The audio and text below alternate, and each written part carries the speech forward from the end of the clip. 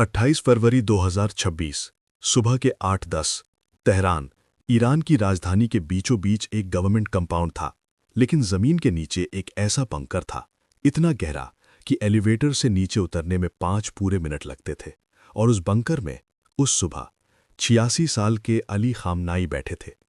36 साल से सत्ता में वो सोच रहे थे दुनिया में कोई उन तक नहीं पहुंच सकता। उन्हें नहीं पता था तेहरान के ऊपर आसमान में 250 इजरायली फाइटर जेट्स उनका इंतजार कर रहे थे। सैटेलाइट्स उन्हें देख रहे थे। काउंटडाउन चल रहा था। 36 साल का एक राज 30 सेकंड्स में खाक। अली खामेनाई कोई आम लीडर नहीं थे, वो पैरानॉइड थे। उनके पहले ईरान के न्यूक्लियर साइंटिस्ट्स रहस्यमय तरीके से मारे गए। कार बॉम्ब्स, मोटरबाइक से आए शूटर्स, मोसाद का हाथ था इन सब में। खामेनाई ने तय किया, मैं वो गलती नहीं करूंगा। उनका कोई फिक्स शेड्यूल नहीं था। वो कभी एक जगह नहीं रहते थे। मीटिंग्स के बारे में सिर्फ चंद लोगों को पता होता था। फोन्स पर कोई बात नहीं। उनका वो बंकर जमीन के इतने नीचे था कि किसी नॉर्मल बॉम्ब से वहां पहुंचना इम्पॉसिबल था। CIA के एनालिस्ट्स ने सोचा, इस इंसान तक पहुंचना नामुमकिन है, लेकिन इम्पॉसिबल और एक्सट्रीमली डिफिकल्ट में फर्क होता है। अमेरिका का स्पेस फोर्स लो अर्थ ऑर्बिट में घूमते सैटेलाइट्स वो इतने शार्प थे कि जमीन पर रखी न्यूज़पेपर की हेडलाइन पढ़ सकते थे। CIA ने इन्हें पॉइंट किया। Pasteur street, Tehran. महीनों तक उनकी हर मूवमेंट रिकॉर्ड हुई। कब निकले, कहाँ गए। ईरानियन कम्युनिकेशंस हैक हुई, इनक्रिप्टेड चैनल्स, सिक्योर रेडियोज, सब। वीक्स बीते, महीने बीते और CIA को एक पैटर्न मिला। खामेनाई की एक कमजोरी। हर सुबह पास्चर स्ट्रीट कंपाउंड में एक मीटिंग, सब एक साथ। CIA ने लिखा, यही मौका है, यह फिर नहीं आएगा। जून 2025 इजराइल ने ईरान की न्यूक्लियर साइट्स पर मैसिव एयर स्ट्राइक किया। 12 दिन की जंग। ईरान की मिलिट्री की कमर टूट गई। एयर डिफेंस तबाह। जंग रुकी, लेकिन अंदर एक और जंग शुरू हुई। Economy crash. $1 के बदले 2000 रियाल्स। दिसंबर 2025 187 शहरों में लोग सड़कों पर थे। नारे लग रहे थे, खामेनाई मुर्दाबाद। 3 जनवरी 2026 खामेनाई ने कहा, इन्हें उनकी जगह दिखाओ। स्नाइपर्स छतों पर बैठे, निहत्थे प्रोटेस्टर्स पर गोलियां। 3000 से ज्यादा सिविलियंस मारे गए, 500 गिरफ्तार। 8 जनवरी 2026 पूरे ईरान में इंटरनेट ब्लैकआउट, लेकिन CIA के सैटेलाइट्स वो सब देख रहे थे। 17 फरवरी 2026 खामेनाई ने अपना आखिरी पब्लिक स्पीच दिया। उन्होंने कहा, अमेरिका एक क्रम्बलिंग एम्पायर है। ट्रंप का आधा देश उन्हें पसंद नहीं करता। अमेरिका हमारा कुछ नहीं बिगाड़ सकता। CIA उनकी हर बात सुन रही थी। उन शब्दों ने आखिरी डाउट्स पे मिटा दिए। वो स्पीच उनके जीवन की आखिरी पब्लिक अपीयरेंस थी। 27 फरवरी 2026 जिनीवा। ईरान और अमेरिका के डिप्लोमैट्स, एक आखिरी कोशिश। ईरान ने कहा, हम तैयार हैं, यूरेनियम स्टॉक पाइल्स कम करेंगे। दुनिया ने सोचा शायद जंग टल जाएगी, लेकिन उसी रात CIA को एक सीक्रेट रिपोर्ट मिली। ईरान ने एक हिडन अंडरग्राउंड फैसिलिटी ने यूरेनियम छुपाया है। 2025 के बॉम्बिंग्स ने छुआ तक नहीं था। जिनेवा की बातचीत एक झूठ थी। ट्रंप के सामने वो रिपोर्ट रखी गई। उन्होंने एक पल सोचा, ऑपरेशन एपिक फ्यूरी, गो। उसी रात टेल अवीव और वॉशिंगटन में वॉर रूम्स में स्क्रीन्स चल रही थी। पहली wave, American tomahawk missiles, target Iran के एयर डिफेंस सिस्टम्स। फिर दूसरी वेव, 200 इजरायली F-15 और F-35 जेट्स। हर जेट में GPS guided bunker buster bombs.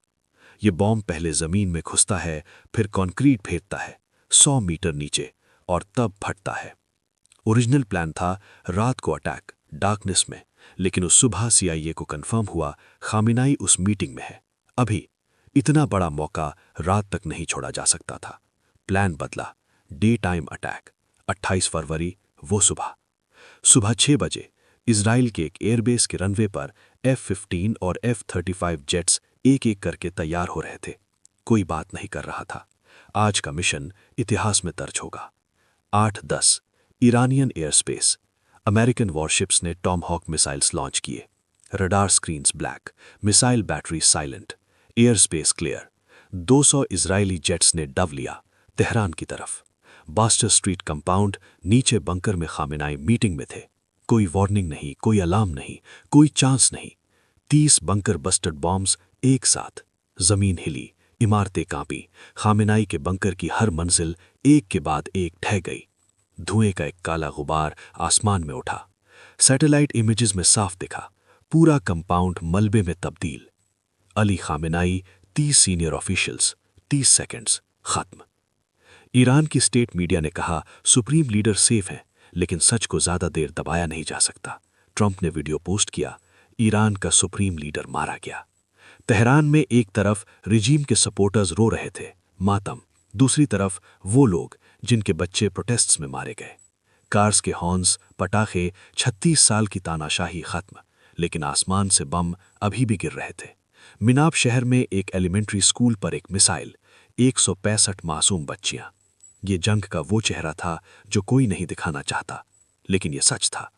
खमीनाई मरे, लेकिन ईरान नहीं मरा। ऑपरेशन ट्रू प्रॉमिस 4, 200 से ज्यादा मिसाइल्स इजराइल पर, Tel Aviv, Haifa, sirens. Iran ने एक ऐसा दांव चला जिसने पूरी दुनिया की सांसें रोक दी। स्ट्रेट ऑफ होर्मुज ब्लॉक, दुनिया का 20% ऑयल यहां से गुजरता है। Oil prices rocket. Dubai international airport पर ईरानियन ड्रोन। टर्मिनल 3, एयरपोर्ट बंद। बुर्ज अल अरब में आग, स्टॉक मार्केट्स क्रैश। रशिया के पुतिन ने कहा ये एक सिनिकल मर्डर है। चाइना ने कहा ईरान की सॉवरेंटी पर हमला। और भारत ने, जयशंकर ने ईरान, इजराइल और यूएई के मिनिस्टर्स को कॉल किया। ईरान में 6,000 से 10,000 भारतीय, इजराइल में 400 भारतीय, हर एक की जान। खामेनाई मरे, लेकिन ईरान का सिस्टम उनसे बड़ा था। प्रेसिडेंट पेज़ेश्कियन ने कहा दुश्मन को भारी कीमत चुकानी होगी। मिसाइल्स चलती रहीं खामेनाई के जाने के बाद भी। ये किसी एक इंसान की जंग नहीं थी, ये एक आइडियोलॉजी की जंग थी, और आइडियोलॉजी मिसाइल से नहीं मरती। एक 86 साल का इंसान अंडरग्राउंड बंकर में सोच रहा था वो सेफ है। सैटेलाइट्स महीनों से उसे देख रहे थे, उसकी हर आदत नोट हो रही थी। 30 सेकंड्स, सब खत्म। खामेनाई ने कहा था अमेरिका हमारा कुछ नहीं बिगाड़ सकता। 11 दिन बाद वो नहीं रहे। 2026 में दुनिया के सबसे प्रोटेक्टेड इंसान को एक सैटेलाइट और एक बंकर बस्टर बॉम्ब ने 30 सेकंड्स में ढूंढ लिया। क्या यह ऑपरेशन सही था? यह फैसला आपको करना है।